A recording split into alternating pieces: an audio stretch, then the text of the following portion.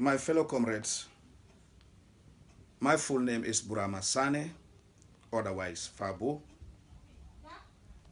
My fellow brothers and sisters of the United Democratic Party, particularly those in the UK. I have been humbled to be invited to participate in this very important Congress, which will undoubtedly help shape a brighter future for not only our great party, but the Gambia and Gambians in general. For reasons beyond my control, I could not be with you. I am, however, humbled to be with you in spirit, and I am glad to share my little thoughts with you on this video. I have no doubt that this Congress will address pertinent issues. It's my belief that the content of my short address will be taken into consideration. Fellow comrades, I want us to understand that collectively we have won the war, but a greater battle remains ahead. Dislodging a brutal dictator and winning landslide in parliamentary elections both make us feel good, but winning is not the only issue. The real problem lies with maintaining victory. How ready are we to consolidate our election victory? The party has a long history of better managing conflict. But we all know post-election management, as in the case of the Gambia, is a lot harder. I want us to pause and ask ourselves, do we have a strategy to contain post-conflict problems? Our failure to identify post-conflict problems and deal with them will only cause colossal damage. I don't want us to see what happened in South Africa to repeat itself in the Gambia. Fellow distinguished Congress delegates, I want us to see this Congress as a soul-searching gathering aimed at identifying strengths and weaknesses, opportunities and threats. Since the party's success is tied to that of the Gambia, it behoves on us to double our efforts. The very people who gave us victory must not be left in cold. We need to reorganize and consolidate the already momentum we have gained.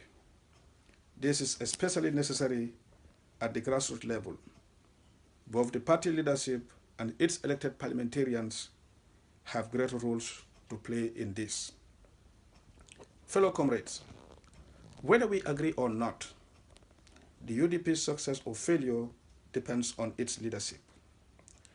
I trust, and I will always trust, our party's leadership as long as it serves us well. However, I want the leadership to have a strategy on anything that divides us. It's common for political parties to be mad in factual crisis. We have seen how this problem has disintegrated and weakened the governing African National Congress in South Africa. The ANC, the party of Nelson Mandela, is today reeling with political injuries.